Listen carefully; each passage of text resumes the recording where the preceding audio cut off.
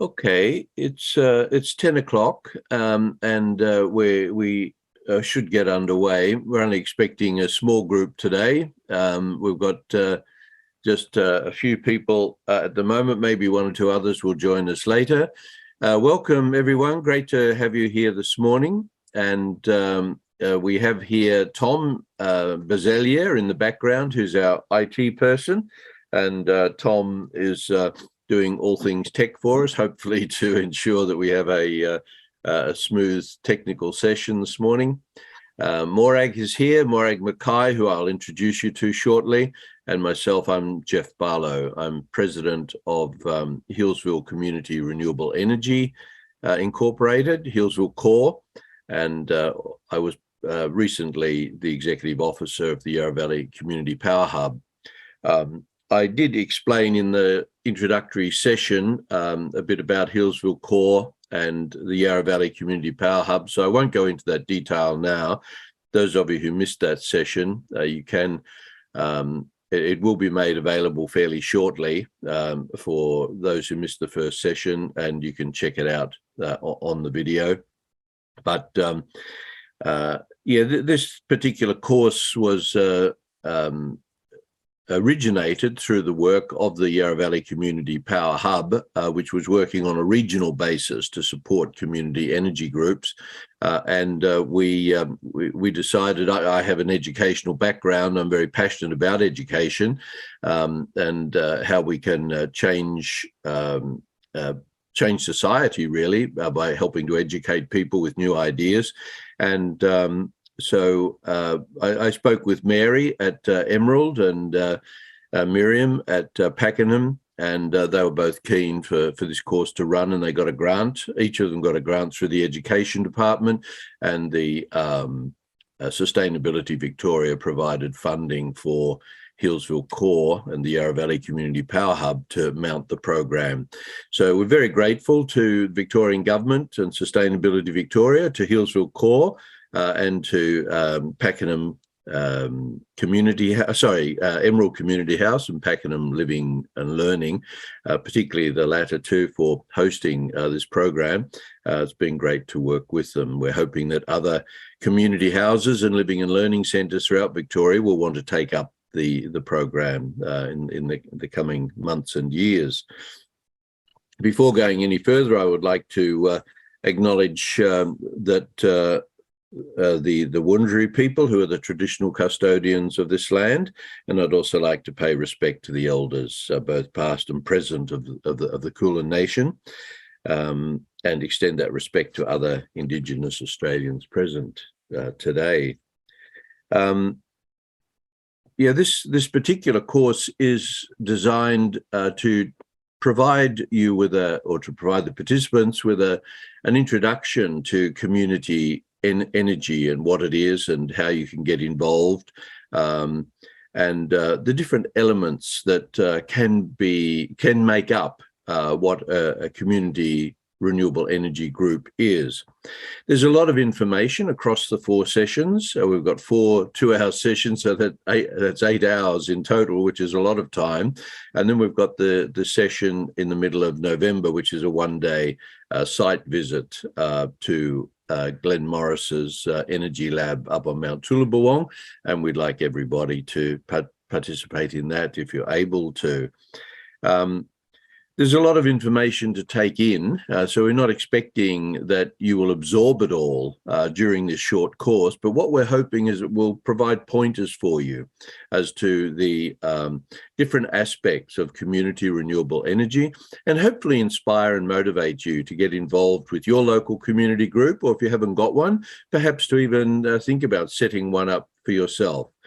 We didn't have one in Healesville until 2017, and I felt the need to set one up then. Got a group underway, and we provided some leadership for the local community, and it's really surprising that once you start to get legs, how you can begin to get grants to fund your organisation, fund your activities, and then various opportunities arise for you. And things happen in the community as a consequence of your leadership that otherwise would not occur. And that's the whole thing, is to transition to help the local communities to transition to renewable energy during this critical time of the climate emergency that we are in. And not only because of the climate emergency, it also makes a lot of financial sense and environmental sense as well, whether we were in a climate emergency or not.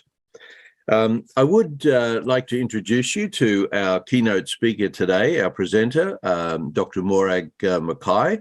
I met Moragh just some months ago. She was introduced to me by Matthew Charles Jones from Totally Renewable Yakandanda, and Moragh was very impressive, and we agreed that she would be our keynote speaker for a roadshow which we ran for all of the community energy groups in our local region.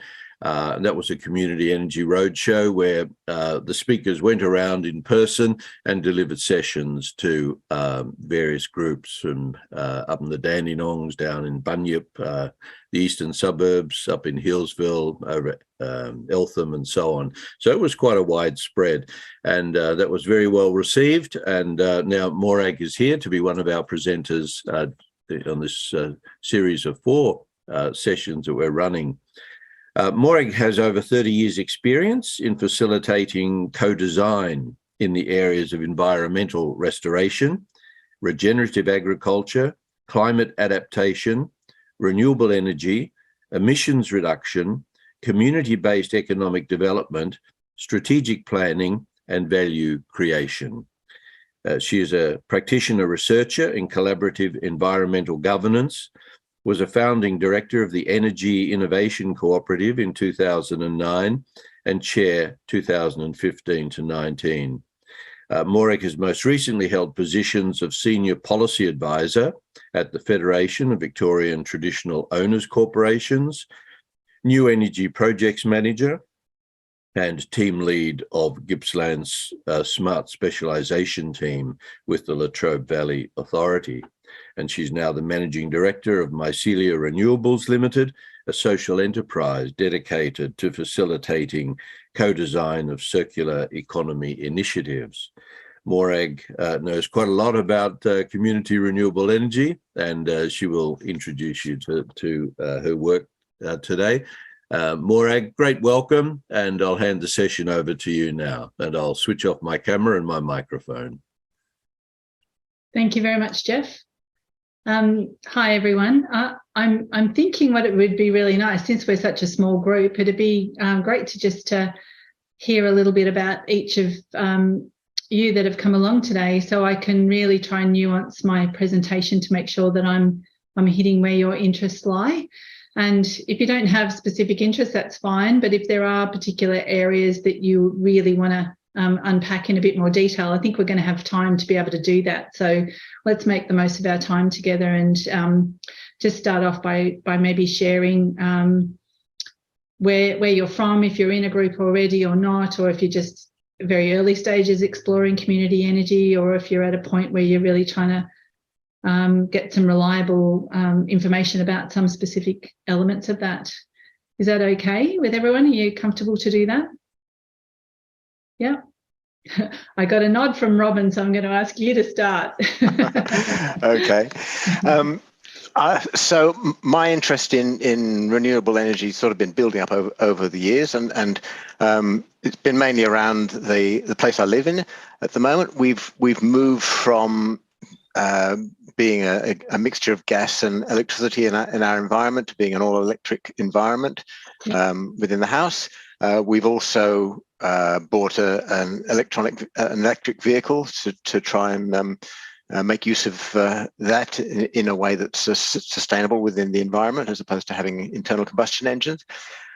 But I guess that what I've done has been pretty much on an ad hoc basis as I learn about ways of making use of renewable energy, and I'm sort of looking for a sort of a more cohesive view of how it all works and what needs to be done and what can be done, both from a personal point of view within my environment, but also within the community as well, and try to identify how as a community we can encourage people to make use of renewable energy and move away from some of the less effective ways of making use of energy.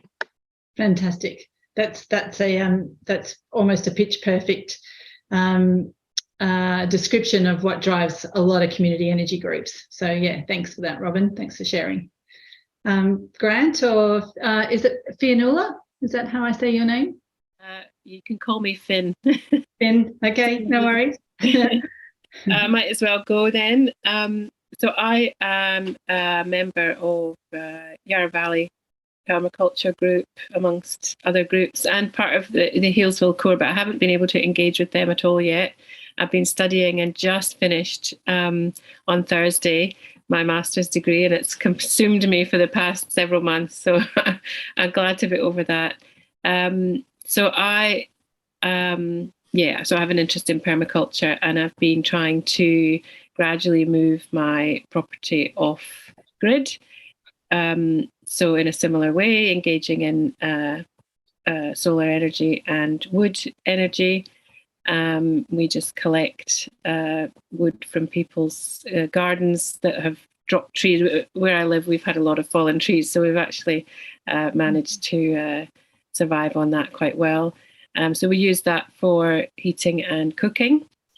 And we have some batteries, some iron core batteries. They're from Healesville. What do you call them? Nickel iron batteries. Mm-hmm. So but we're just still trying to work all that out and make it actually work properly. We haven't really worked. I think I'm off grid right now, actually.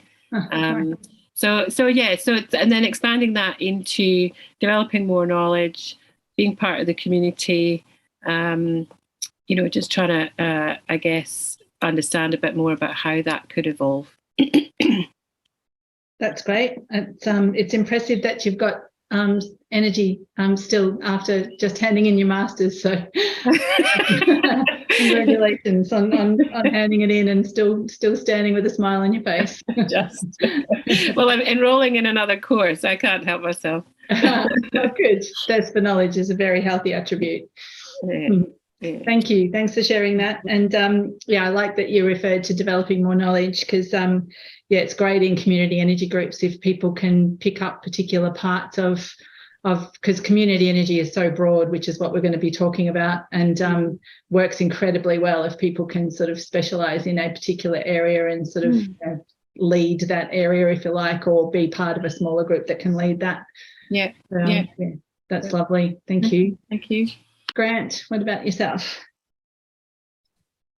Well, I'm from Cranbourne, actually, and not anywhere near Healesville, but anyway, I happened to see this at the Pakenham Learning Centre, and I thought, that looks like an interesting course I'd like to look into. I'm very big on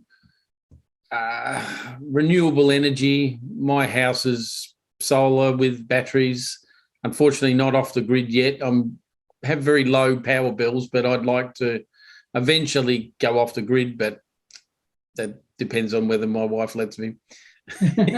She's very much, no, we need power constantly. We can't, be blacked out or anything. So, and I know that just means more solar and more batteries, but anyway, I myself have gone off the grid in my workshop, garage, which I built my own off-grid system there, and that completely runs on its own. I'd actually put a deposit on an electric car, but I cancelled it because I wasn't quite comfortable with a brand new brand, Chinese. I wasn't sure whether it was going to be a lasting one, so I thought I might wait and see what it's like in 12 months. And I've got another seminar next week, which I've got to go to on the Saturday for electric car, renewable, the whole deal. So, so I'm just more interested in the whole scheme of things at the moment and learning more that I can. You never stop learning. I've been interested in electric cars for probably 20 years, to be honest. So this is something that's just I've been watching grow and grow and grow. So, cars and houses, and I've had solar panels on my house for the last 15 years probably since they first came out. So I jumped on board, but I just haven't taken it to the next step of being off grid yet. But maybe one day I will. Yeah, well, it's a big step. You have to have a, be confident that you can make do with less energy. Usually, it is what it means, unless you've got capacity for a massive system. But I'm very independent when I know when to put the dishwasher on and the washing machine, and using a gas kettle. And my wife walks in and I'll say, can you make me a coffee? She goes straight to the electric kettle. She'll put the washing on at 9 o'clock at night. And I go, no, leave it till the daytime. But anyway, so it's educating her as well. And she's quite happy to let me do my own thing. But, I've got to just convince her that that's not the time to be using power when we get it for free from the sun anyway. So yeah, during the day. Yeah. Yeah, well, that's the challenge in front of all of us, isn't it? It's changing our daily habits so that we can live with renewable energy rather than stuff we haven't had to really think about that much. Yeah, very cool. Okay, well, I'm reasonably confident that we'll be able to address most of your interests, but the other part of this is if I'll just start the presentation and then we can talk as we go, I think. So I'm going to be unpacking what community energy is from a few different perspectives, and from sort of the where it started globally and where it started in Australia and where it's sort of at now. It's diversified pretty rapidly, really, and is a really sort of rich picture of how community can play a role in the energy transition. So there's so many different ways in which we can do that, and we'll look at many of those. And then drill down into some of the community energy groups that I'm in touch with, or Jeff also. So Jeff might pipe in with some examples from his own experience with Healesville and the other groups that they've been working with through the Yarra Valley Power Hub. So we've got quite a number of examples that we can sort of highlight particular ways in which community energy groups work. Okay.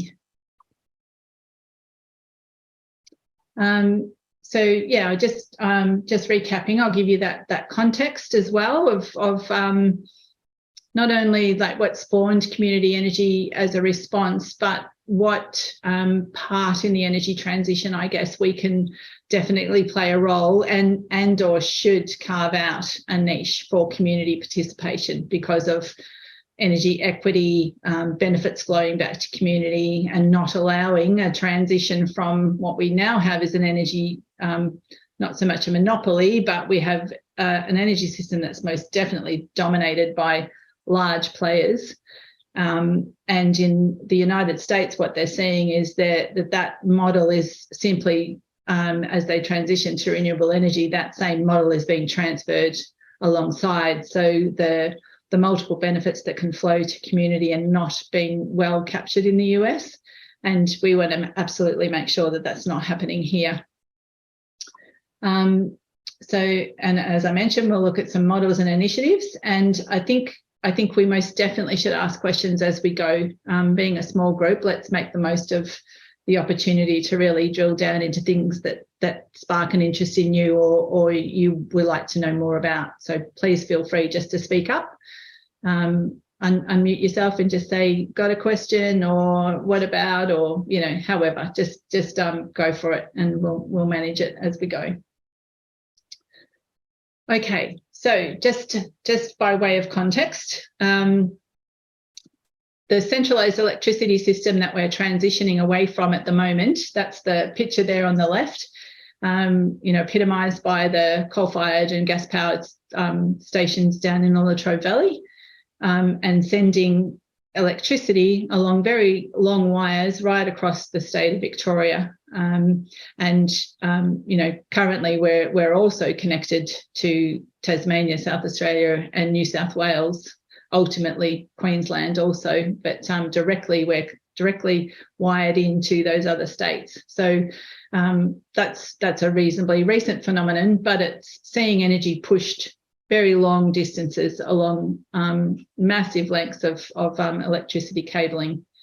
And as such, the energy that's produced, particularly down there in the Latrobe Valley, by the time it gets from there across to the other side of the state, there can be 18 to 20% losses in that electricity. So before the renewable energy, wind farms and things like that we're seeing dotting our landscape now, before they came into play, we were having to generate up to 20% more energy than we actually needed to push it along all of these lines. So that's a really key concept in terms of the energy transition. And one of the motivators, apart from fossil fuels causing climate change, one of the motivators to transition to renewable energy is that we have the opportunity to move to something that looks more like that graphic in the middle, the network of smaller systems and or microgrids. And that means that energy can be produced much closer to the places where it's used. So if you think about our regional landscapes, that makes sense. We can have wind farms and solar farms and bioenergy units and geothermal and all sorts of different energy types close to towns and regional centres.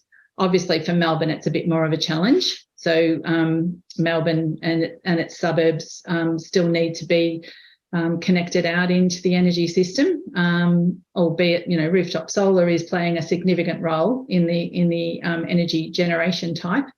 But this is what we're going to see, this much more networked and distributed energy system. And this is really where the niche for community energy sits, and where we have to absolutely carve out a place before all of the big wind farms and the big solar farms take up all of the space in the grid. We need to make sure that there is space for community energy to play a role. And we're already seeing signs of this. So I don't know if you recall, I think it was it late last year or earlier this year when Shell took over PowerShop, the energy retailer. So PowerShop was sort of pretty well known as being a renewable energy friendly generator, retailer, and working with some community energy groups. And then Shell stepped in and took a majority holding in that company. And they've also recently took not a majority stake, but a 49% stake in one of the very large wind farms that's looking like being built up in the northwest of Victoria. So they're most definitely stepping strongly into the renewable energy sector. And that should ring alarm bells for most of us, because that's what happens in the US. So we need to be very conscious of opportunities for communities to either own shares in new generation and or own it themselves. The graph to the right-hand side there is what we're seeing is driven by state government policy around upgrading the infrastructure in the regions to be able to handle all this new distributed renewable generation. So thinking back to the graphic on the right, the long line spreading right across the state, when you plug renewable energy in, like this is literally what happened. Some of the earliest large renewable energy generation occurred from big solar farms up closer to Mildura, but that was also a long way away from where the energy was being used, and the grid infrastructure wasn't strong enough to be able to move all of that energy to the nearby large centres, which mainly Bendigo, Horsham and Ballarat. And so there was a lot of investment went into those solar farms, and they were literally only being able to sell around 50% of their generation capacity. So that was a massive learning curve for everyone in the sector, that we needed to do significant investment in upgrading our infrastructure. And so state governments, federal government and energy distribution companies, so AusNet and Powercor, those types of companies that own the poles and wires these days, because we went and privatised them back in the 90s. They've been all working together to fund these upgrades and have identified where those green blobs are. They've identified that they're the areas that sort of the overlay of high value renewable energy resources, so either strong wind or sun, sometimes other types of resources too, maybe bioenergy, and where there is already high use, so regional centres plus infrastructure that is makes sense to upgrade and is easier to upgrade. So there's sort of that combination of factors coming together. Are there any questions about any of that before we move on? So, Moragh, how do the microgrids work in conjunction with all of the other electricity grids that we've got? I mean, do they have to be segregated from the centralised system, or can they be integrated into it?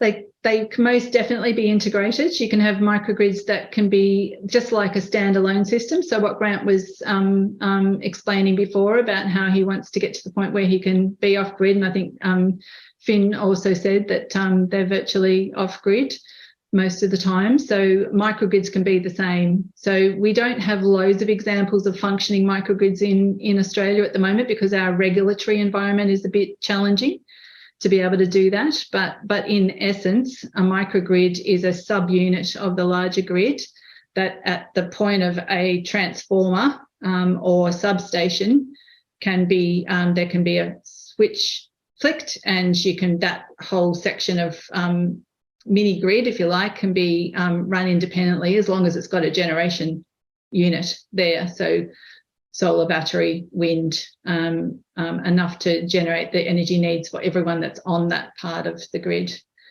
Yeah, so Western Australia essentially functions like this. They have multiple microgrids across the state just because of the sheer size of the state, and it never made sense to produce energy centrally and send it from one end of the state to the other, because that's they probably would have had 50 to 60% losses where we had 20% losses. So they've always had a sort of a microgrid system, and they're really ramping up that capacity at the moment. They're really concentrating on new generation sitting right close to where those microgrids are, and they have been those, so they have multiple microgrids that are connected, but they're really looking at ramping up the generation so that they can be disconnected should the need arise, whether it's through an emergency response and or other factors that come to play that, parts of the grid go down, and not all of the grid has to go down because, they can rely on their own local generation. Okay, thank you. Yeah, no worries. But there's some really good reports around what they're doing in Western Australia, and I know there's a lot of researchers and technical people in Victoria pay a lot of attention to what they're doing in Western Australia, that partially because it's still all state-owned assets. So when they want to make any changes that require regulatory change, they're able to do that because it's all integrated. And because they've got this sort of hybrid grid system, they can play around with different ways of connecting and disconnecting and testing technology. So whereas it's much more tricky to do that in Victoria, and we can talk a little bit more about examples where they are trialling things in Victoria a little bit further down the track. Okay, awesome. All right, so just also in the context of the energy transition, this is just a graph to illustrate what we've seen in the way of energy generation type, producing the amount of energy, and this is a global generation and consumption. So, looking back there in 1965, we were most heavily reliant on oil, coal and gas, and a bit of hydro. So hydro's, as a renewable energy source has been there for a very long time, and we're actually seeing a bit of a renaissance around hydro at lots of different scales, but it's just virtually been there as long as the other sources have been there, right back from when we started generating electricity for towns and districts. So, but as you can see, you know, by the time, and I'm just going to get the date right, it was, you know, somewhere just around 2010 or just before, we started seeing significant amount of additional types of generation coming into the mix. So it's not that long. I mean, obviously there's been bits and pieces of this around for quite a while, but not in a significant way that it's noticeable on the global scale. So, you know, hydro, nuclear, wind, solar, and other renewables refers to geothermal and biomass mainly. But I know in Europe, for example, geothermal is really ramping up in terms of the energy through both heat and electricity. It is an incredibly sustainable resource, and they're doing a lot of work around how can you extract heat from geothermal sources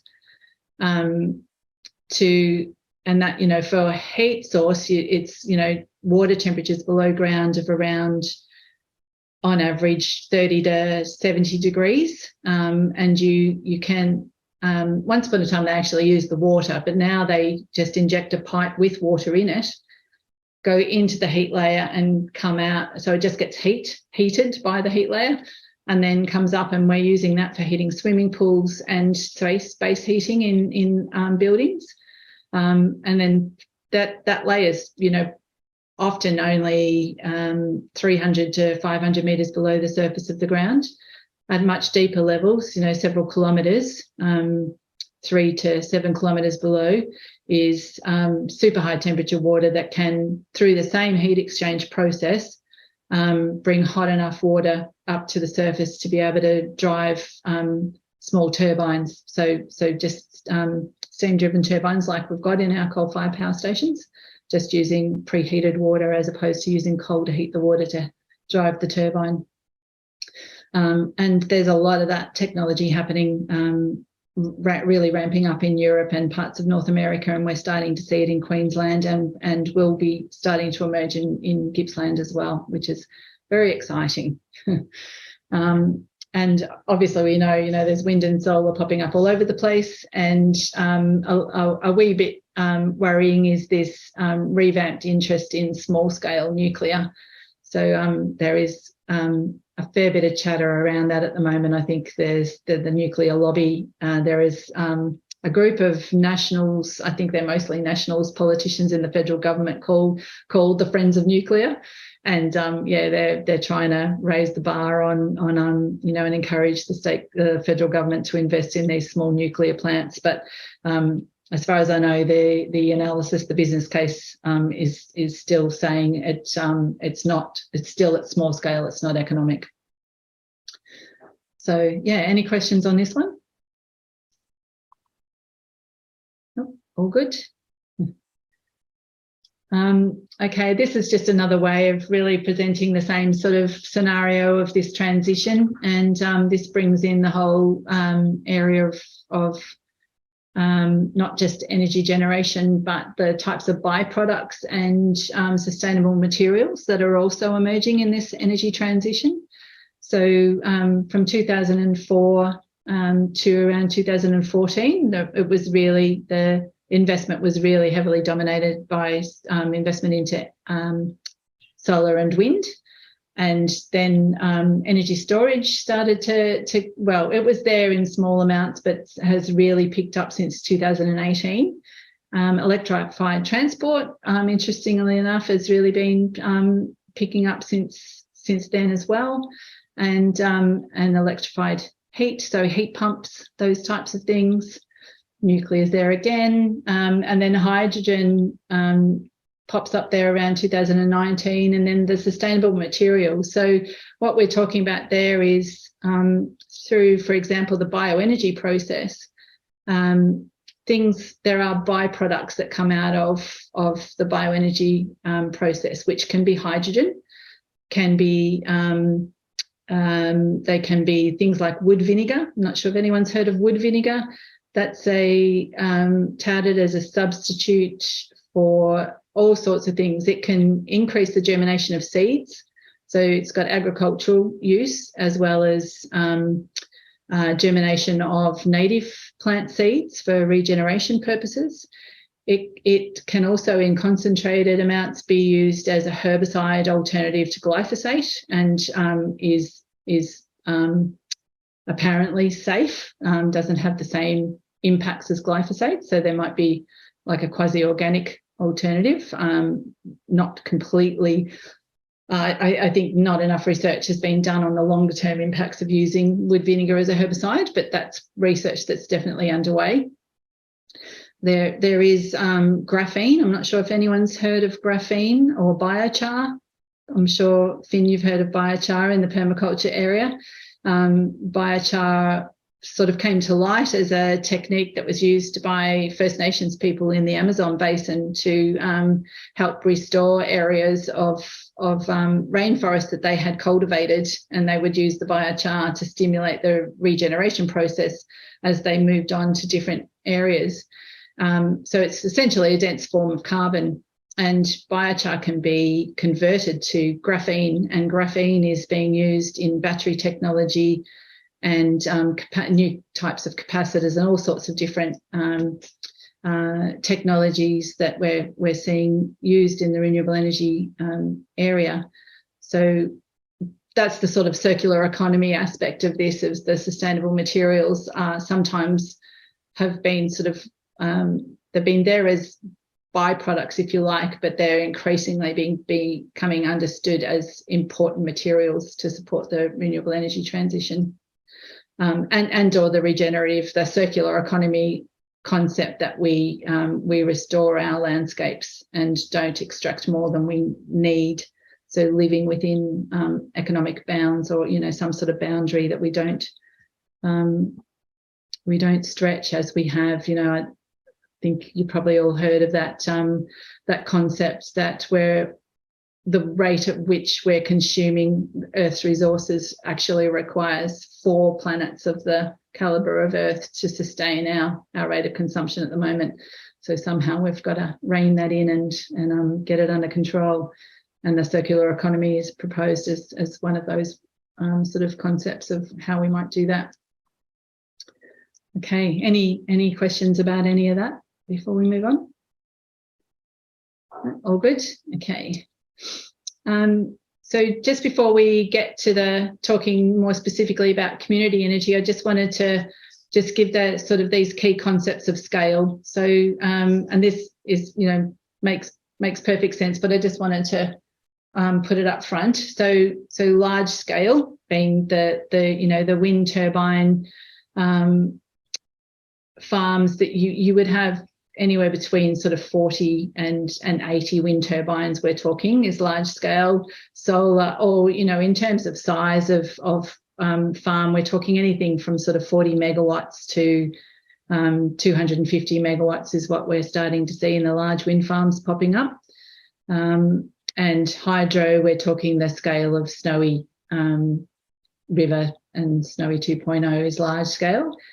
Mid scale, you're small. We've got down where I live near Wandaggi, we've got 6 wind turbines, and there's a couple of quite small wind farms that are popping up of that size, 6 to 9 sort of turbines. They're often quite connected with communities in the way that they're sort of planned and built with a lot of community benefit. There's and wind, Hepburn Wind, which we'll talk about in more detail. They have 2 turbines. There is biomass. I don't know if any of you have ever heard of the biomass plant near Ballarat. It's attached to a large pig farm. Unfortunate for the pigs, but at least they're producing enough energy to drive their own system and sell excess energy into the grid. That's a reasonably small system. We know up in Warburton, I'm not sure if you've heard that the community in Warburton have revamped the old pumped hydro system, or the hydro system that was, sorry, I don't think it's pumped hydro, it's just hydro. It sits in the river and it flows all the time, but that's an old turbine that was in existence 50, 60 years ago, and they've recently revamped that and are now producing about 150 kilowatts a day in energy. And that's community owned. They had a community investment program that got that going. And then we're starting to see this concept of neighbourhood batteries popping up, and that's where communities are organising to construct a battery somewhere within their community that absorbs the excess energy coming from households or other buildings, community buildings, and that energy, that excess energy that they're generating going into that neighbourhood battery, and then being able to share that back out when people need to draw on that energy, usually at night time. And then obviously there's the individual site scale, so households, businesses and community buildings being single sites, which are also often connected to community, of course. Okay, and just another sort of snapshot of that transition from 1999 through to 2021, the considerable increase in energy generation by this diverse sources, and this is in Australia. Sorry, this is bringing it right down to the Australian context. So we went from just really having hydro as a noticeable contributor in 99 to rooftop solar and wind being significant contributors alongside the growth of hydro, and utility scale solar being a little bit slower, and then battery and bioenergy starting to become noticeable as well. So yeah, great to see. And this is our total energy generated in Tasmania, Victoria, South Australia, New South Wales and Queensland, which is what's labelled as the national electricity market. Not quite national, just another way of describing something to piss the Western Australians off, as they often feel neglected and want to do the separationist thing. Well, yeah, so that's what's labelled as the national electricity market. Okay, and then in terms of a comparison with renewable energy generation and gas power generation, and I included this slide just because we've got this worrying and ongoing issue of the impact that gas production and price is contributing to the system, and somewhat destabilising the transition to renewables by hiking energy prices up. And has had significant impacts, particularly. So there was a community energy retailer. So many of the small energy retailers are very vulnerable to wholesale energy prices fluctuating quite wildly, as they have done this year and will continue for some time. And it's a really key point that we need to be conscious of and try and work with in a more positive way in community energy. And that's when we partner with energy retailers, which many community energy groups do. We need to work in a way that that helps to protect those energy retailers from the risk that the impact of gas and the high prices of electricity are actually having. So that's just one of those concepts that we need to be aware of, and that's the purpose for sort of demonstrating that vulnerability. Okay, so just summing up, the move to distributed energy is most definitely where the openings for community energy exist. And some of the key concepts are that, reducing energy closer to where it's used, and reducing the loss factor and being more efficient is most definitely a contribution that we can make as community energy groups, whether it's on the individual site scale or community buildings or microgrid scale.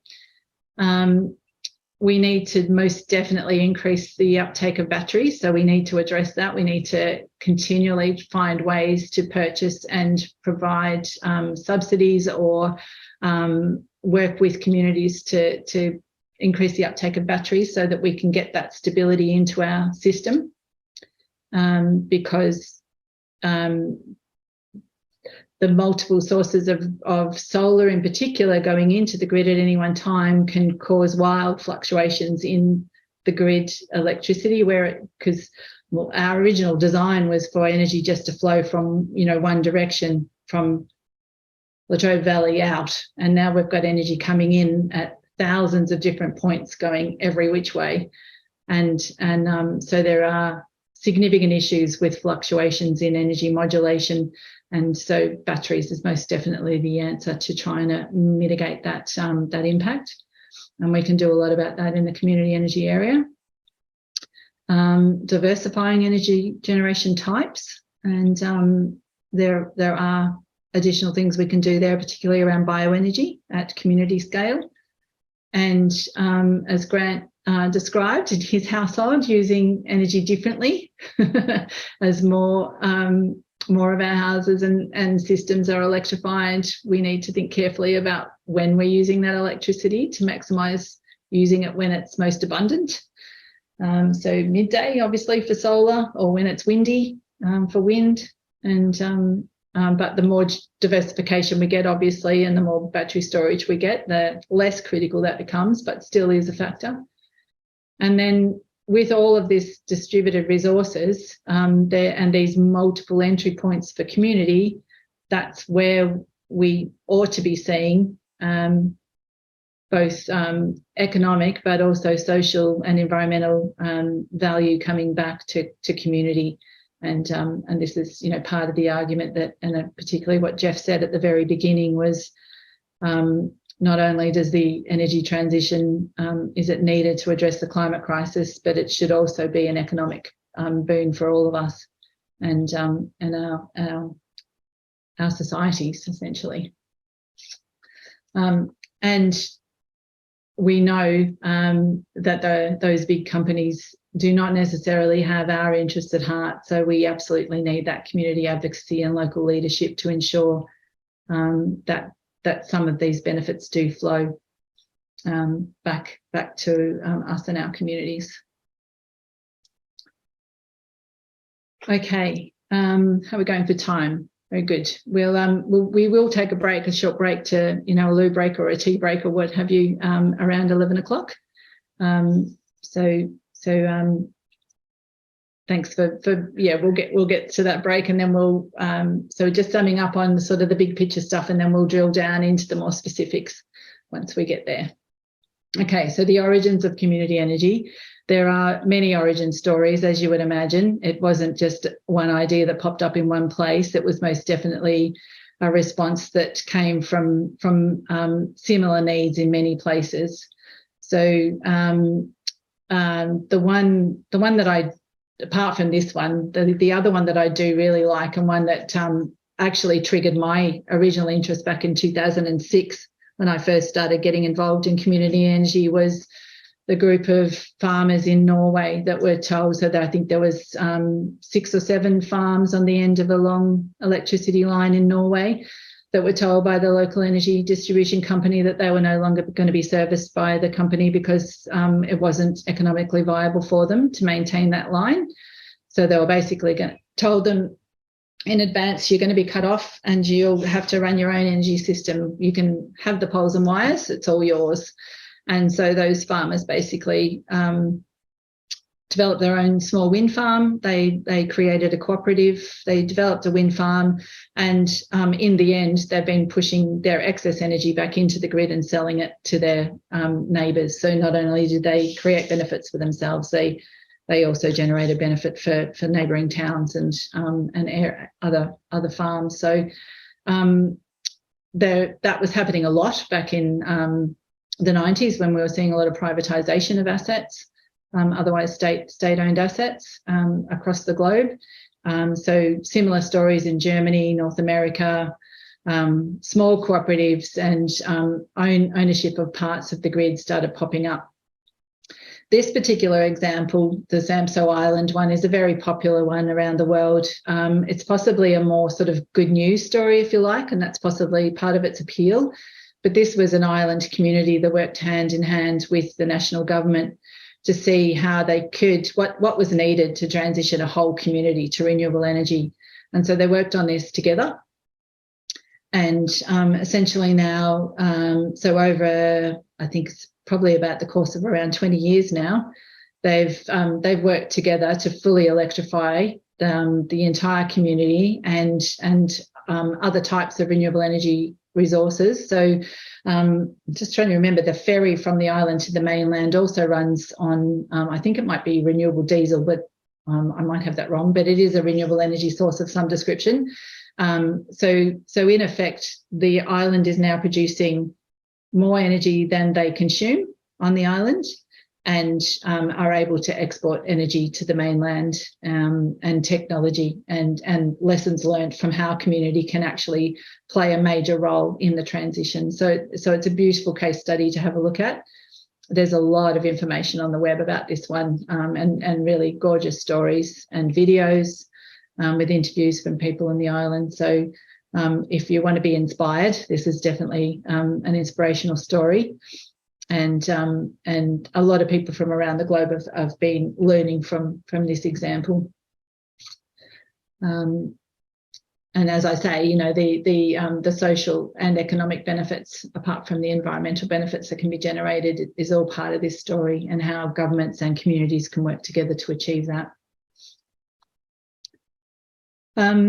Okay, in Australia, we now have in excess of 100 groups involved in community energy, whether they're called community energy groups and that's their sole focus, or they are community groups that also do community energy. That's not a distinction. It's the way in which groups are able to register. And this is a live interactive map held by the Community Power Agency, which is a significant advocacy group for community energy based in Sydney.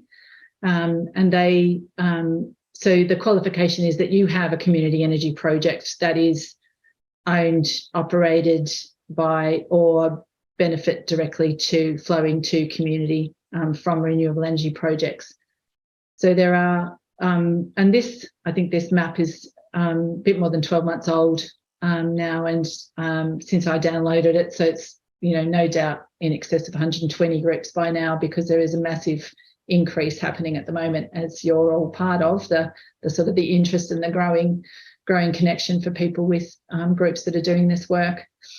And yeah, well in excess of 200 projects underway. Can I just ask a question? Yep. I'm just curious about who's driving, or what is driving the community. I mean, I sort of feel very strongly that small scale everything is probably better, but I suspect the government isn't in support of that. So I'm just curious about who does support that, and where for instance, is this community led, or like, yeah, what's driving it? I think the lack of policy and leadership over the last 10 years has been a major driver.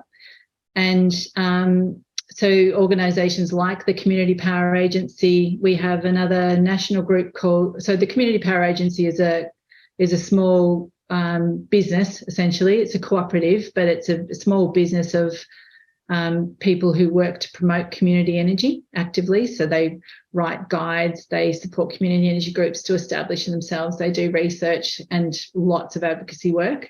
There is the Community Coalition, the Coalition for Community Energy, which is a national alliance, if you like, of leaders in the community energy space. So I think a lot of the advocacy and leadership has come from community concerns about climate change, wanting to see the benefits of the new renewable energy transition coming to community. I've been involved in that that area. I've started 2 community energy groups, and I support a lot of community energy. So there's a lot of people like me out there. Taryn Lane from Hepburn Wind is another sort of leading light in the area. There's a lot of people at my sort of scale that work with our communities and, you know, some degree connect with either state or federal level for advocacy purposes and influencing policy. The Federal Labor Party to the election in, when was that, 2018, the previous one to, or no, two elections ago, actually took a really significant policy around supporting community energy and funding 50 regional community energy bodies like Landcare. So rolling out the Landcare model for community energy. So they were really committed at that time. That's shifted a little bit. They've still got policy that is supportive of some parts of community energy, but not in the same comprehensive way, unfortunately. Yeah, that's what I was curious, because I saw, I mean, I wasn't paying loads of attention, but I saw something come through, maybe from Hillsville Core or something around that area, that funding was withdrawn. And so, yeah, I was a bit concerned that the government weren't supporting or might even sabotage efforts. The state government, yeah, they've withdrawn their support for community power hubs in Victoria, which is an absolute travesty. They gave 12 months of funding and then decided not to refund. I think that's probably, in the climate we're in, is basically a very economic decision.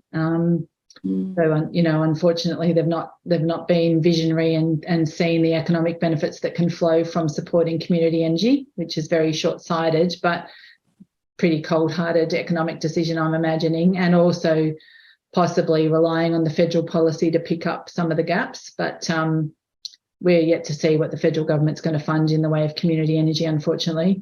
Jeff's got his hands up. I think he wants to make a contribution. Yes, great question, Finn. I think that Moragh's hit the nail on the head in saying that we don't have any sort of general direction and leadership at the national level in regards to community renewable energy.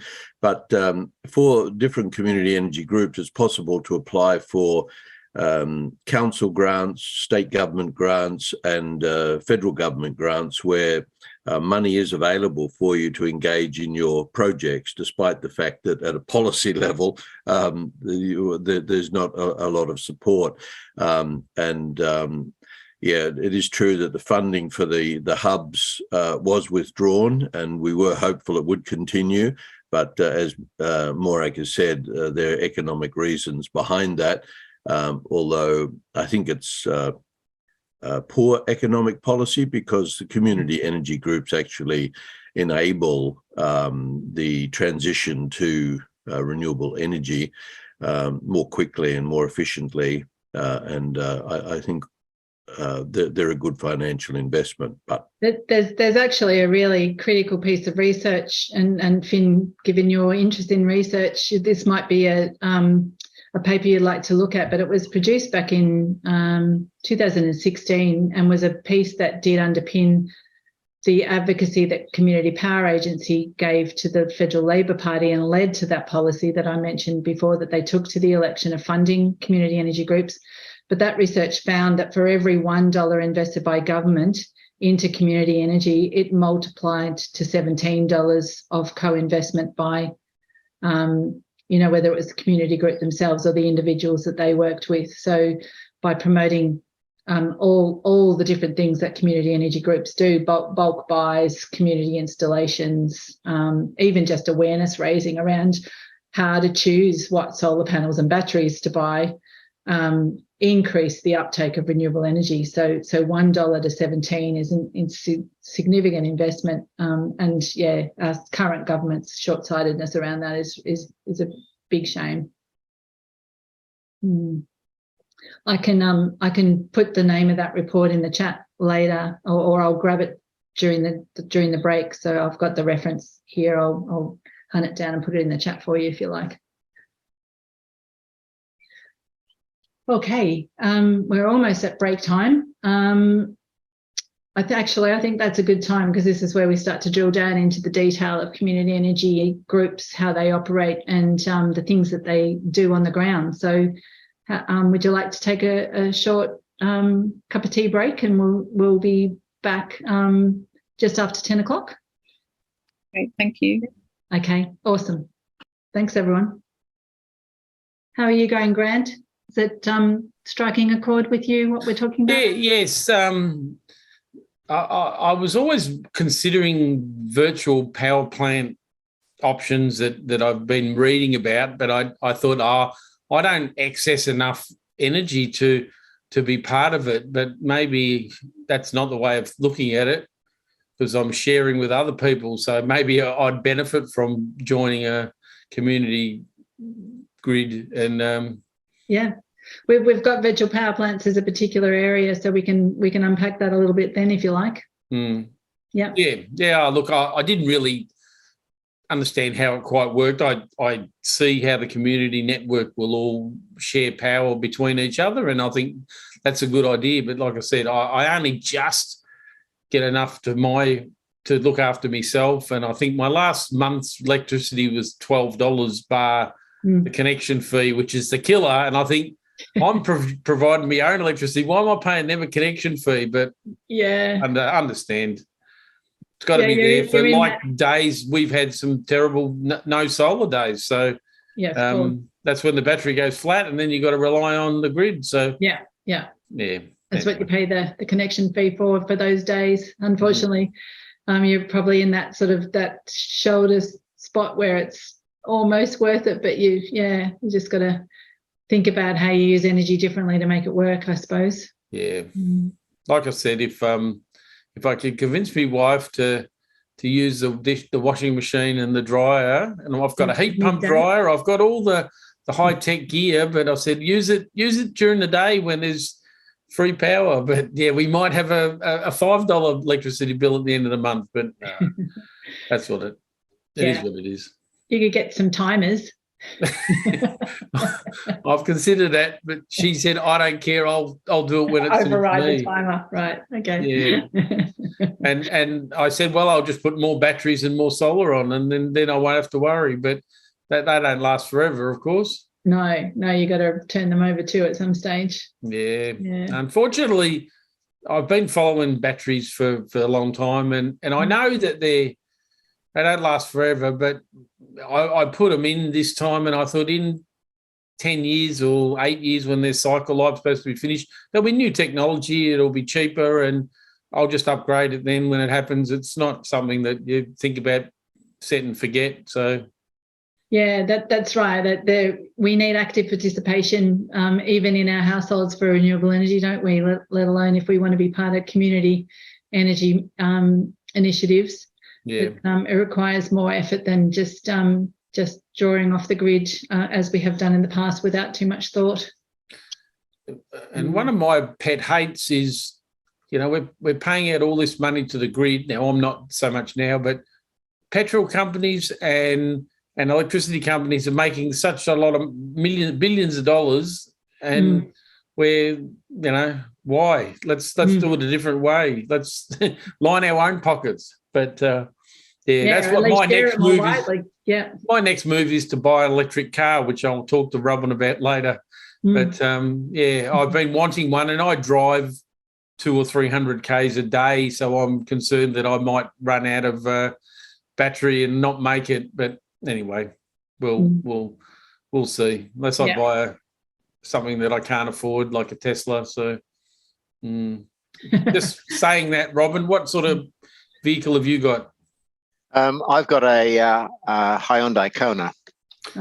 Yes, I drove one of those and liked it. And I was just a little bit concerned about the range. That was my only holdback. I get about 500 kilometres on a fully charged battery.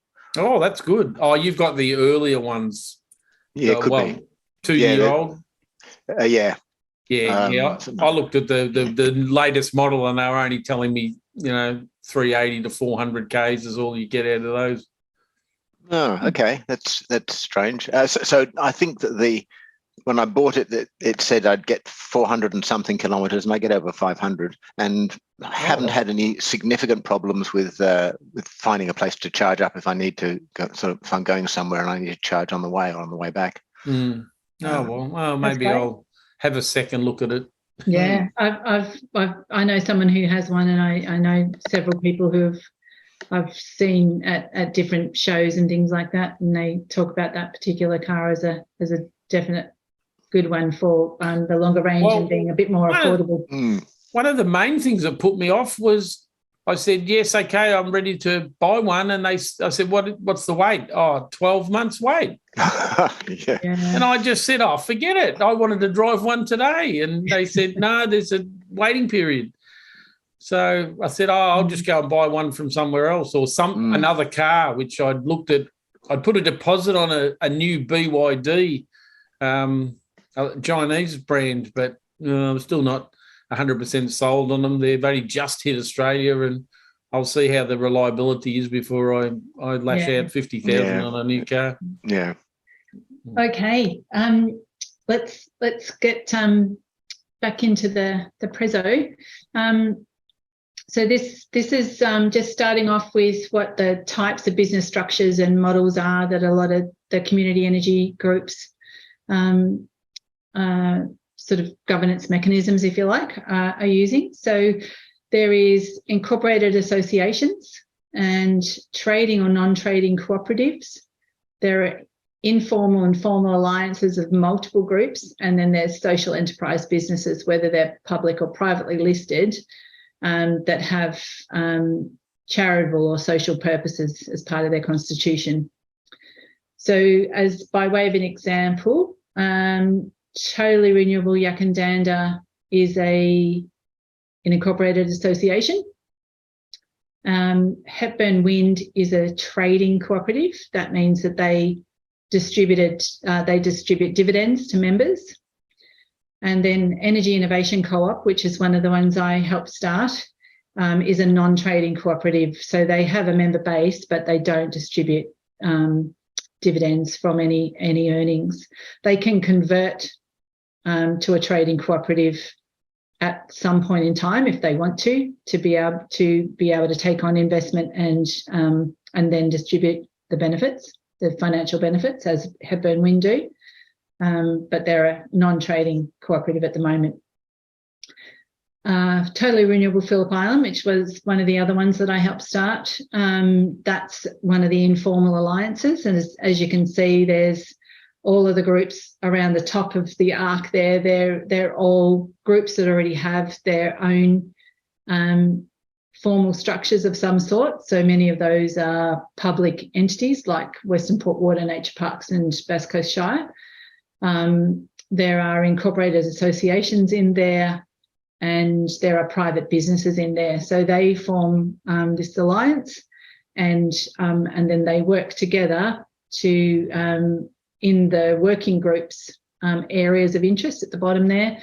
And when they want to apply for grants and things like that, they just go with whichever group, whichever organisational member is most strongly connected with the area of work they want to apply for funds for.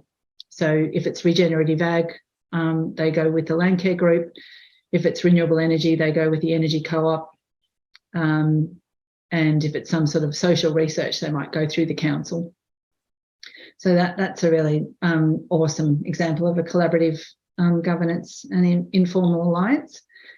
Community Power Hub is more of a formal alliance. So that's the, it was hosted by Healesville Community Owned and Renewable Energy Group as an auspice to provide those services, but it was a formal alliance between the 6 community energy groups that got together and applied for funding to run that Community Power Hub initiative over the last 12 months. Mycelia Renewables, the company I work for, we're a publicly listed company, social enterprise, and we're a registered charity.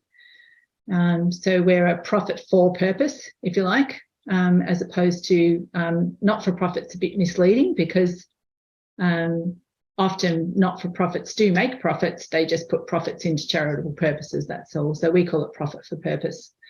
And then the last one is our Venus Bay Community Centre, which is an incorporated association with a really broad community remit, and they're also doing community energy. So we're seeing more of those pop up, and Hayfield Community Resource Centre is one. By way of example, the Pakenham Living and Learning Centre and the Emerald Community Centre, both hosting this community energy course. That's where community organisations already in the community space are also doing some sort of community energy initiative. Okay. So, and then into the types of things that community energy groups do. So one of the early and possibly most influential things community energy groups are involved in is actually working across their communities on encouraging people to become more energy efficient. So, and the underpinning sort of concept here is that up to 20% less energy, or up to 20% of your total energy consumption can be reduced just by being energy efficient, and in some cases more.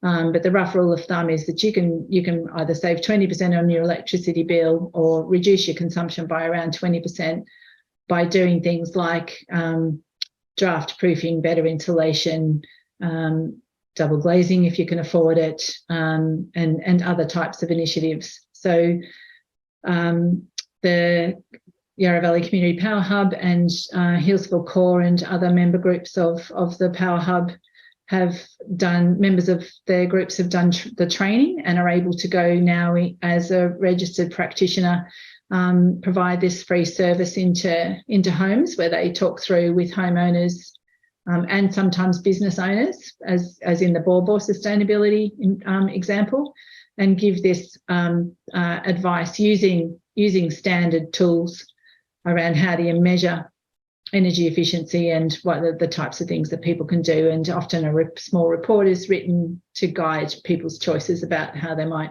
become more efficient in the home or the business building. Bawbaw sustainability, the infiltration tests and draft proofing services are add-on services that after doing the energy efficiency and scorecard assessments for some time, they realised that getting some of this equipment, so the infiltration test equipment shows you where the drafts are actually coming from, so you can be totally confident that when you do draft proofing, you're actually addressing where the problem is, and then and actually then doing the draft proofing work. So they've developed those services for people as well, because there were many people who wanted to do that draft proofing work but couldn't access a practitioner that was going to be able to do it for them. So hence the group developed that themselves. Any questions on that before we move on? No.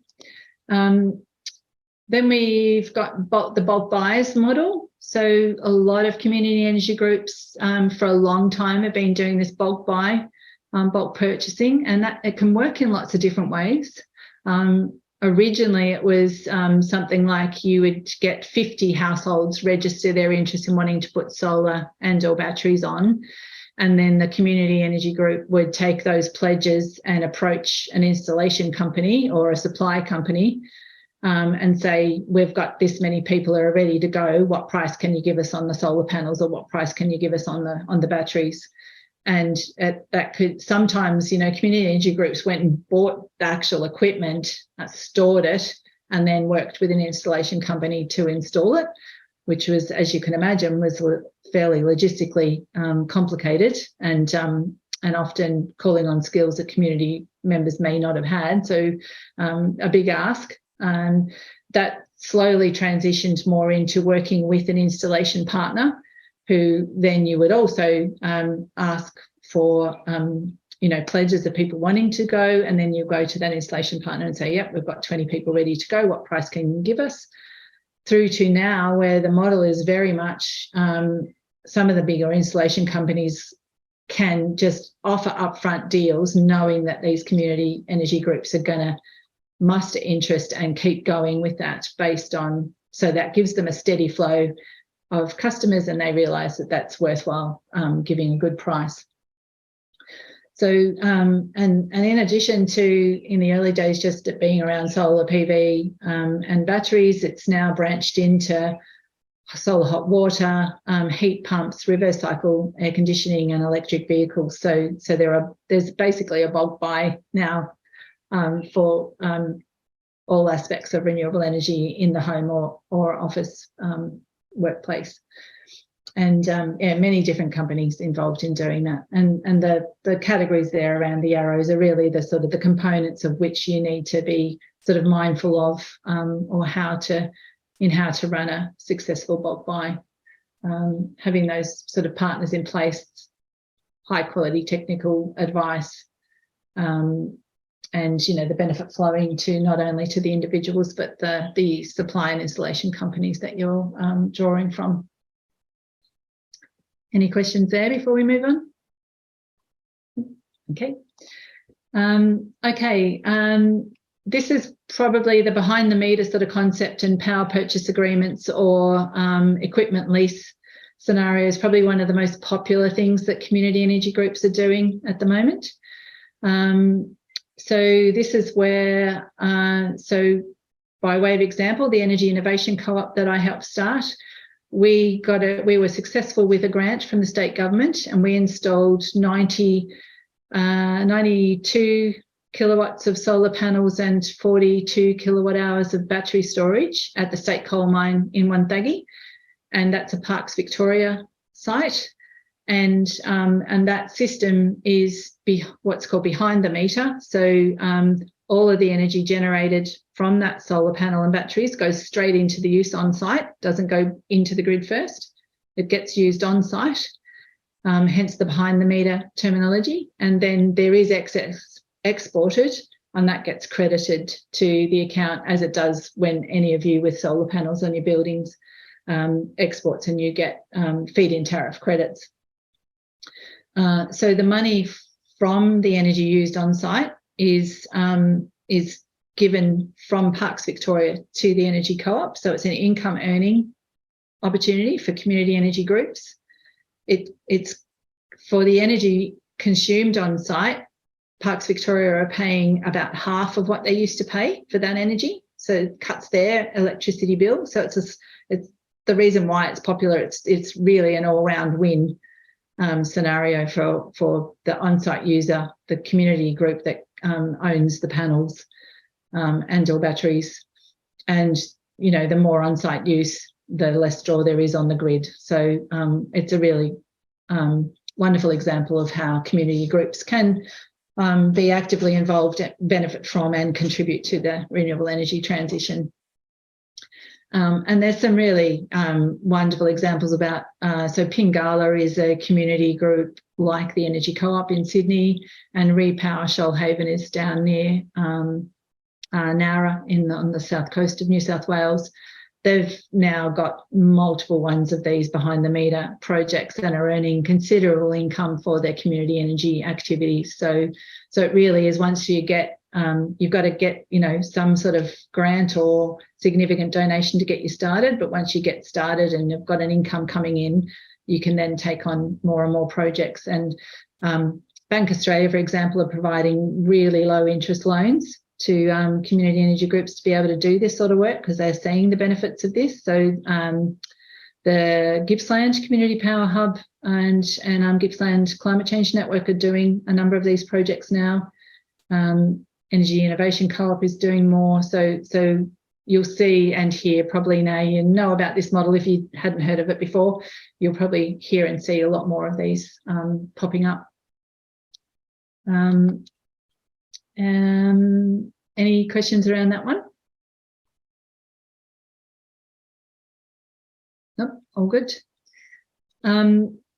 Okay, then there's the revolving funds and benefit sharing area of work. So this is sort of like the indirect benefit of the work that community energy groups are doing. So Energy Innovation Co-op in particular, from that income that they're getting from the Parks Victoria site down there in Wonthaggi, are putting that into, they have this revolving fund called the Southern Core Fund, and that goes back out now to provide no interest loans to other community groups to install solar and or batteries on their buildings. So that might be the small community hall in a local township or district.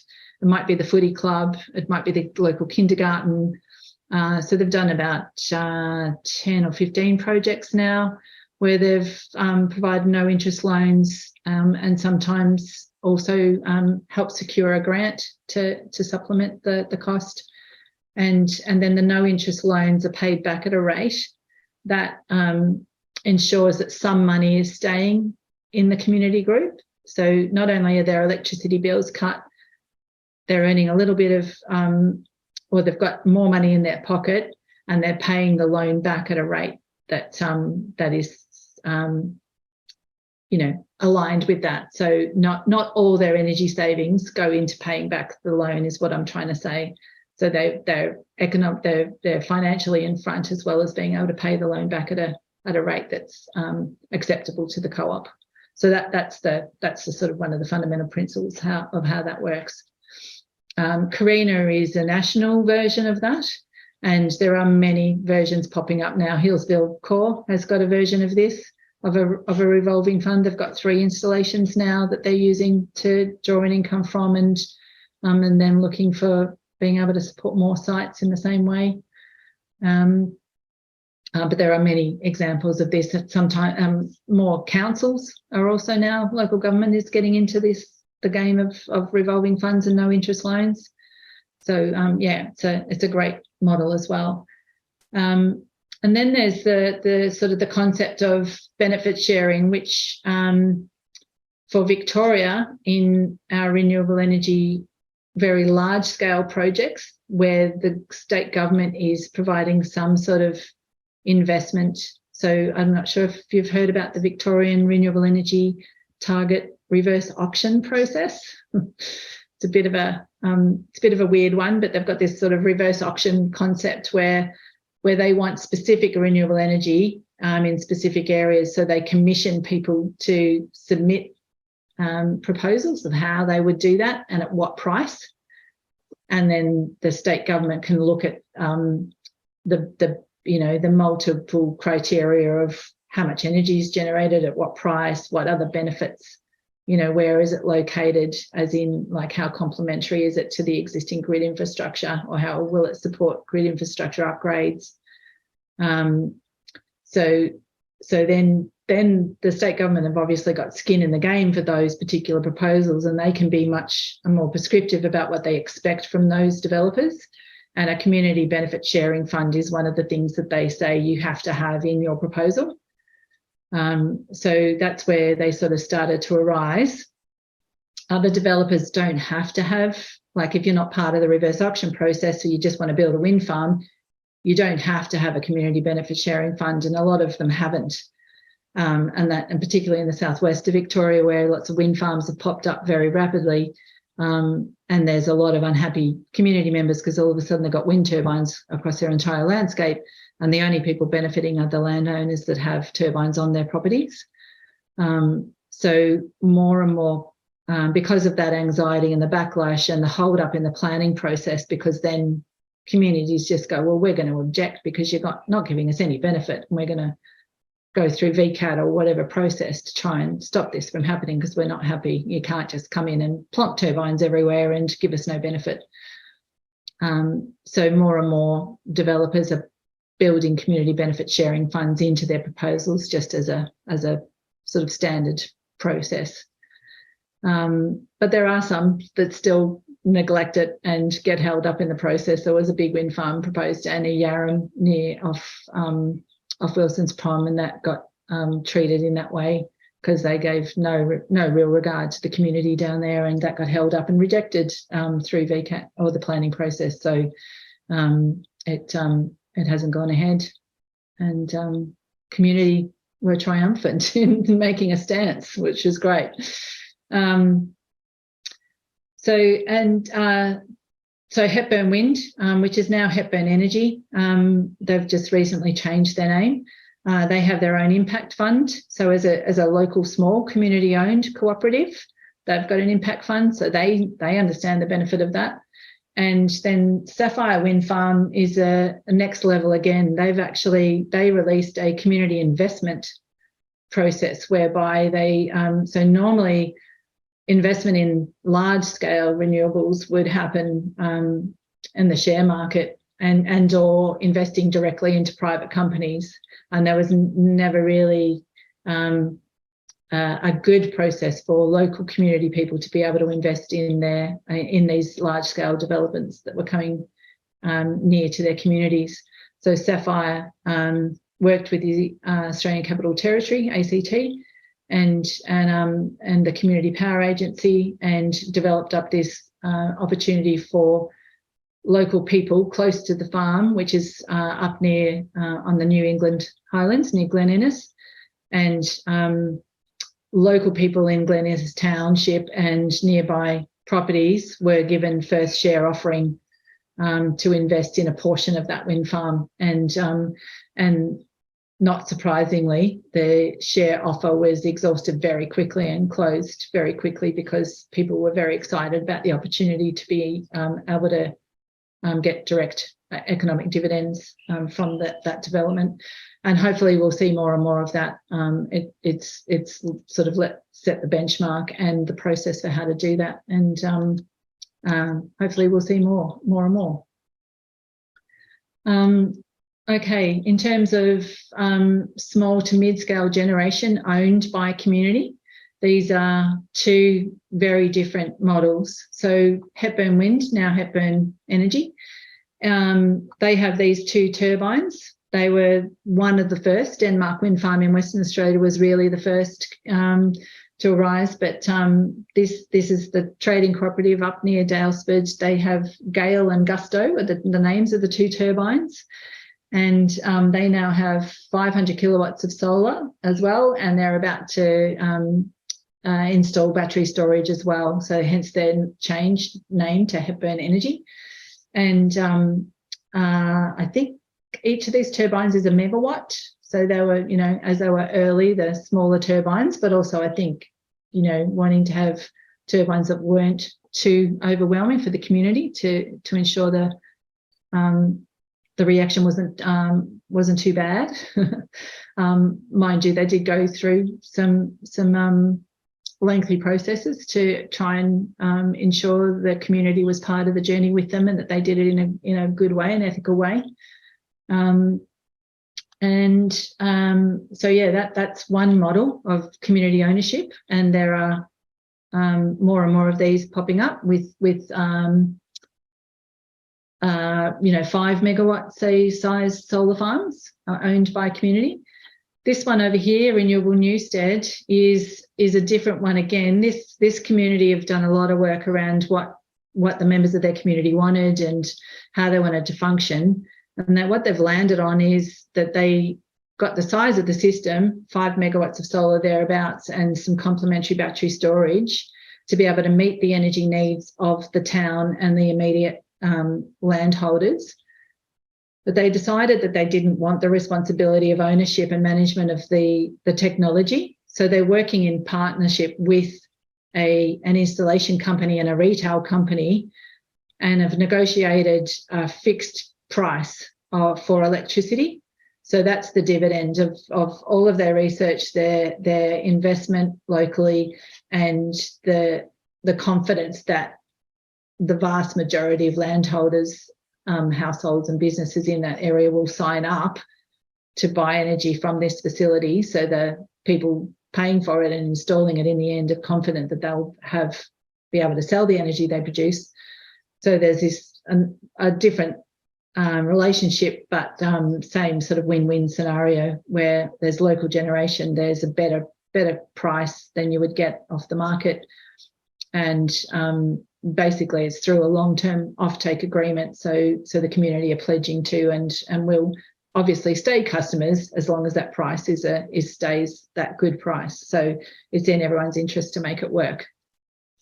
But that's a very different and new model, and I think a lot more appealing to communities who don't want the responsibility of owning and managing the asset, which, as Hepburn Energy have discovered on behalf of all of us, that it is a very big undertaking and an expensive one as well.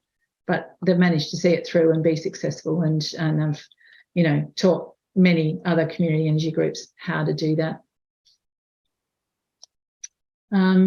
Okay, virtual power plants. So Grant, your interest and community microgrids, and I'm just actually I think I've got these slides in slightly different order. I'm just going to skip to the next one, which sort of unpacks the physics of how these work.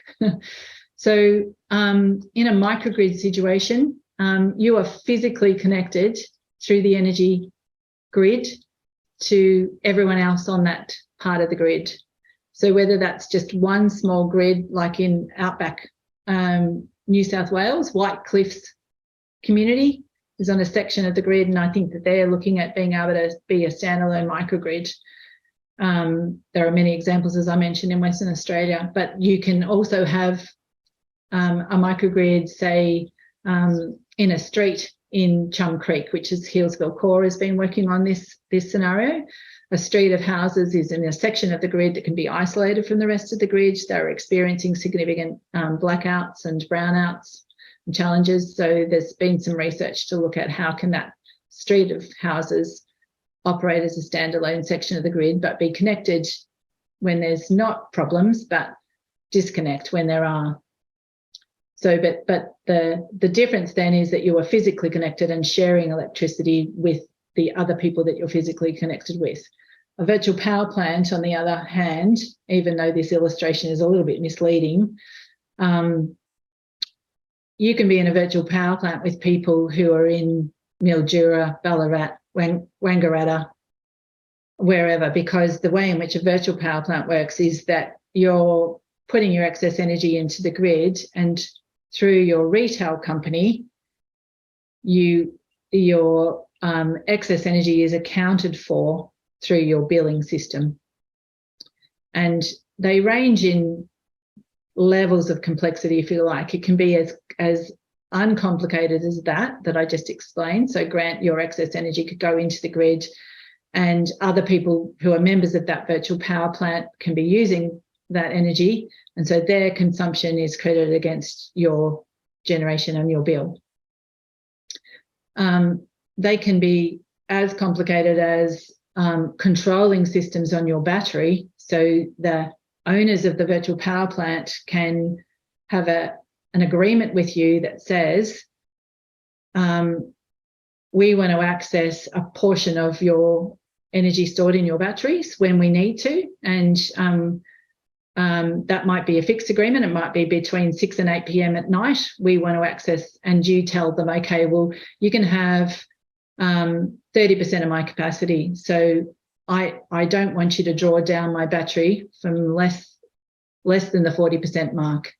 So as long as your battery is up at its 70% or above, they can take 30%, but not take you under the 40% mark. And this is where really clever technology is involved in them being able to know how much energy you have in your battery. So Tesla Powerwall, for example, that's all inbuilt, and they're managing one of these virtual power plants in Victoria at the moment, as are several other. There's a GreenSync one and a Reposit one, and they're on the Victorian Department of Environment, Land, Water and Planning website. If anyone wants to have a look, there's a whole bunch of 5 power plant pilots going on at the moment.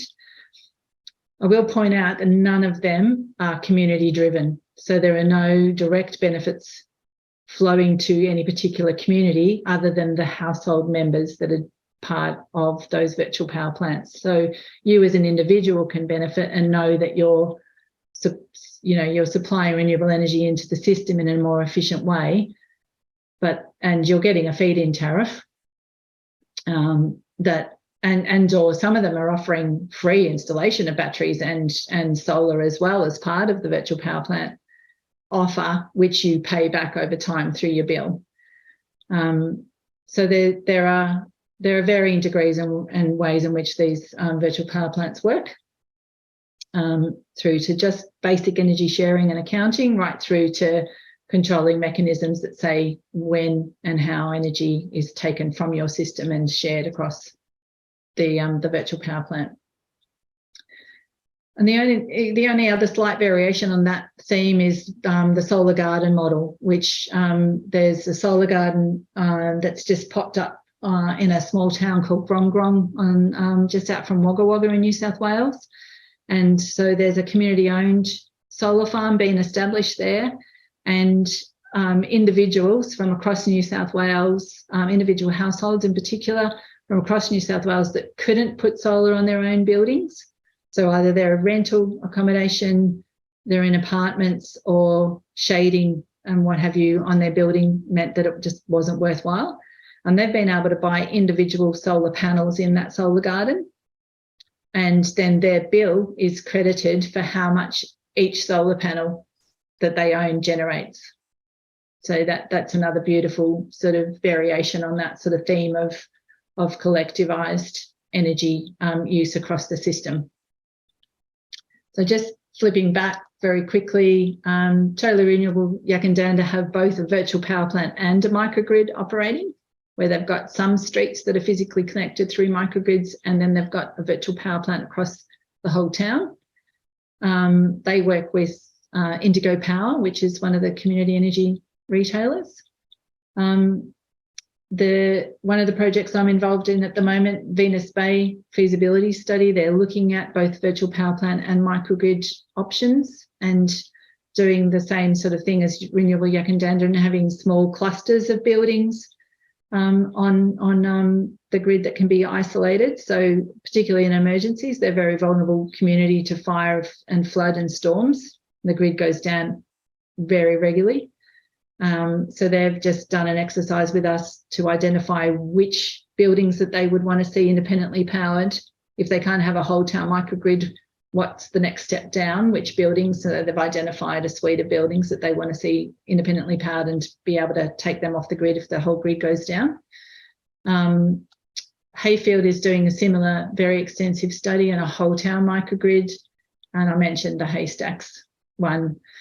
And I just point out, these are very large undertakings by communities, so quite complicated. It's in communities' interest to have a research partner of some description, whether that's a academic institute like Monash University and Federation University are partnering with a lot of communities in this research, and or a independent company that's capable of doing the research as well. And one of the next sessions, not next week, but the week after session, is Como Energy, which is the partner of the Yarra Valley Community Power Hub. They're doing a lot of that type of research with the members of the Community Power Hub.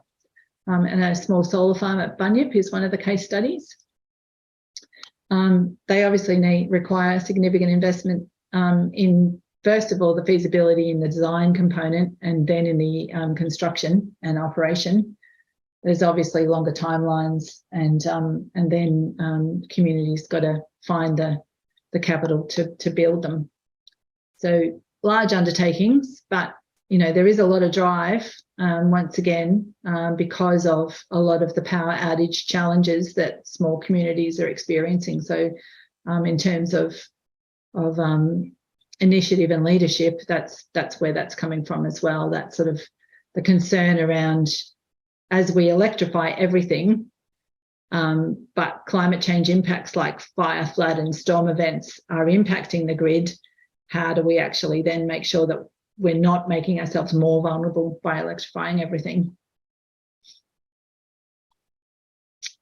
Okay, and I think this is we're almost at the end. The last piece of the puzzle, and I mentioned this a couple of times, that you need an energy retailer to partner with on a lot of these community energy initiatives, whether it's a power purchase agreement behind the meter sort of setup, community-owned facility somewhere, or a virtual power plant.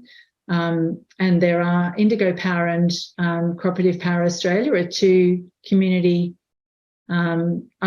energy retailers in Victoria.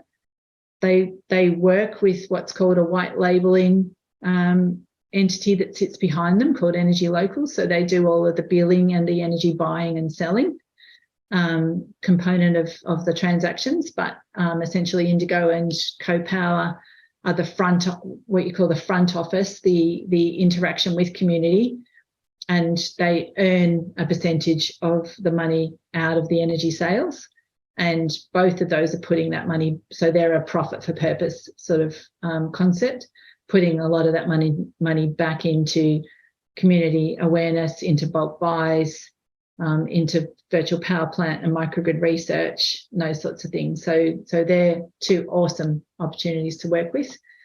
Flow Power and the People's Grid are two examples of private companies. So they're not necessarily sharing benefits directly with community, other than they are willing partners with community energy groups, and both doing really, really wonderful things. So probably more not quite the social enterprise style, but coming close. They have sort of a community ethic, if you like. So if you're interested in looking any of them up, they've all got obviously their own websites and things.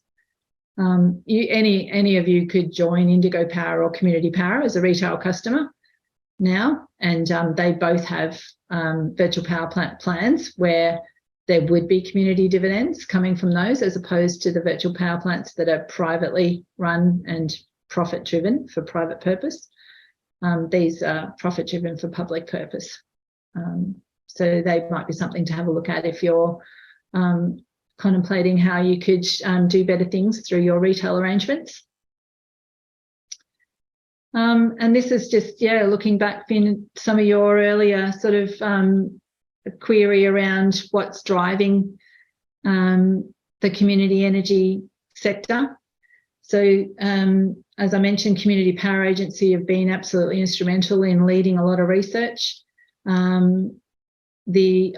popped in the chat the hyperlink to the Community Power Agency website where all of these resources are sitting. So everything that's been published on community energy policy and advocacy and plans and strategies is on the Community Power Agency's website. It's an awesome place to go and find interesting material. They participated in this research, the Homegrown Power Plan with GetUp and Solar Homes, Solar Citizens it might have been. Jara Hicks and Taryn Lane helped write this guide to community energy, which can be found on their website or the Victorian Department of Environment, Land, Water and Planning. And then the Coalition for Community Energy put together that National Community Energy Strategy some time ago. And in terms of like this beautiful direct quote from the independent member for Indi, I think she sums up what you were trying to get to, Ben, and that's community energy shows us that even when politics fails, everyday Australians come up with their own solutions. So yeah, it's absolutely individuals that are driven by either the lack of policy or the injustices or the strong commitment to making sure that benefits are shared more equitably. That's just a summing up. I think I've probably mentioned most of these things in terms of immediate benefits, and you can access a copy of these slides through the Power Hub. And yeah, a little bit of time for questions and discussion if there's any further questions or discussion that you would like to drill down on anything.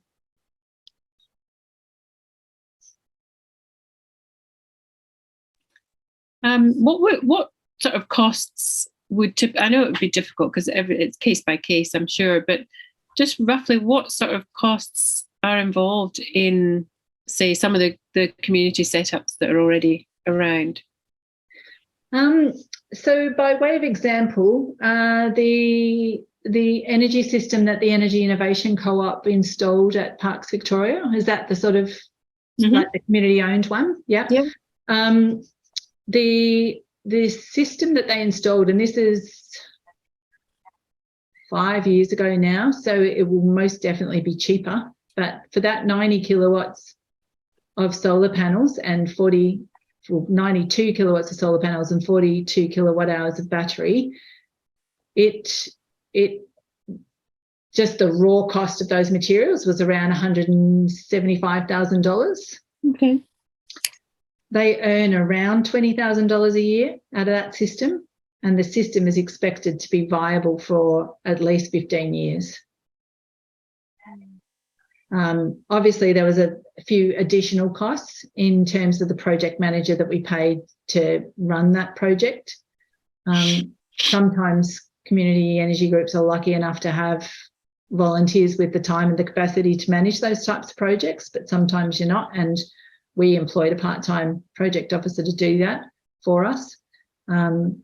He clearly did more work than what he was paid for, and he was in the position to be able to do that, but at least we made sure he wasn't out of pocket and he had some level of remuneration. So there are some additional costs, and sometimes, like we had to build a shed for the batteries, for example. We had to underground the power, which was an additional cost. So I think all up the out-of-pocket expenses were around $210,000 in total for that system.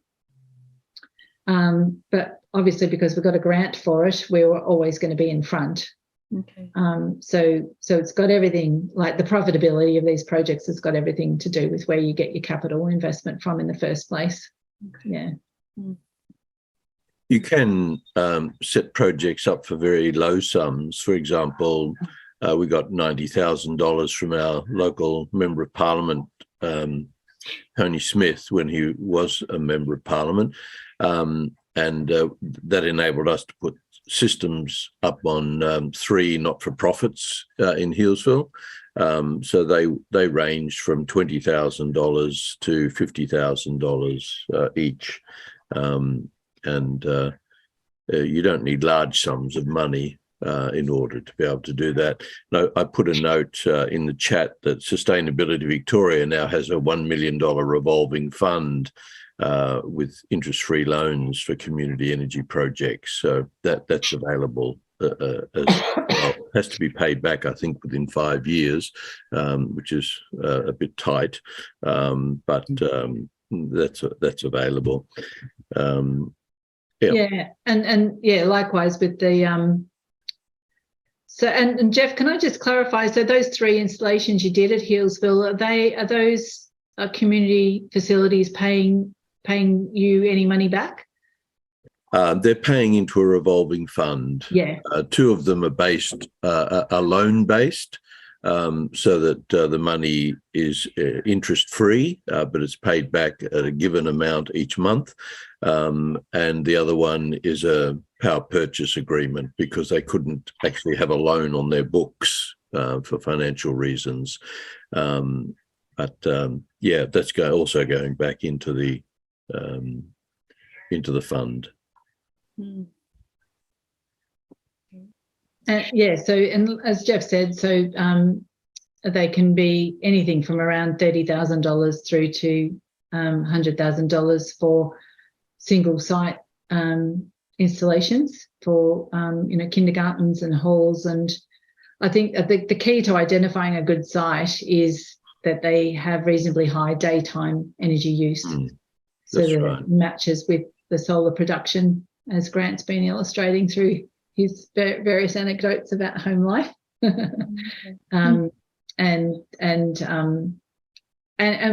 one model that I'm looking at the moment, we're trying to raise capital for, is working with a business that's got both high daytime and some nighttime use, but only for 4 days a week.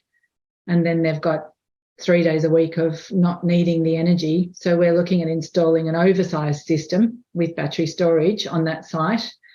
There's a reasonable level of on-site consumption that they'll pay us for, and then we'll export the rest into a virtual power plant that we're hoping to start up called the Mycelia Energy Collective, and that will have a number of household members that can't put solar on their homes for whatever reason, and then some that do have solar and some that do have solar and battery, like Grant.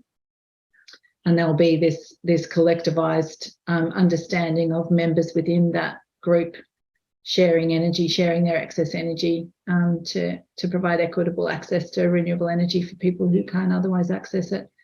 And if you think about how the subsidies work, that everyone who's eligible for a subsidy for solar and or batteries are people who are already in a position to, somewhat afford it. So the ones that most definitely can't afford it are being somewhat disadvantaged by the way that subsidy system works. So we're trying to address that as an issue. I've just got in my mind, for instance, these old apartment blocks. So the older apartment blocks near the city, who perhaps a mix of renting and ownership, but they've got lots of roof space, for instance, and probably a decent sized piece of land as well with car parks and whatever. There's lots of that around. But I'm thinking because of the, the different ownership or the different community that lives there, how do you make that appealing to them? How do you make it achievable? I guess that's what I'm thinking. There's an awesome piece of technology that was developed by a research group in Melbourne University, and it's called SoulShare. And it's a piece of technology that is used in apartment buildings or any building with numbers of tenants. So sometimes light industrial sites, for example. And you can put one solar system on the roof, and then the SoulShare box, it's just a smart box, essentially is able to apportion that energy to, I think it's up to 5 different sites within the one building. So in an apartment building, where you've got 20 apartments, for example, you would have to have 4 of these smart boxes. And there's 2 ways you can configure the box, is my understanding. One is you can just give equal amount of production across, so everyone gets 20% of the total production, or you can apportion it to the rate of use, so it's proportional to the bill that they pay. So, and it's up to the tenants to negotiate how they want to do it. Do they want to apportion it to the bill, or do they want to apportion it to generation? If you're a small consumer, obviously you would get greater benefit than the larger consumers.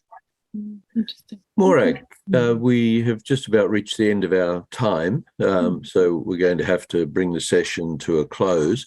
I'd just like to thank you very much for an excellent presentation, a great overview of the context of why we have community renewable energy currently, and also boring down into or drilling down into some of the details for community energy groups as well. Very informative session, so thank you again for that.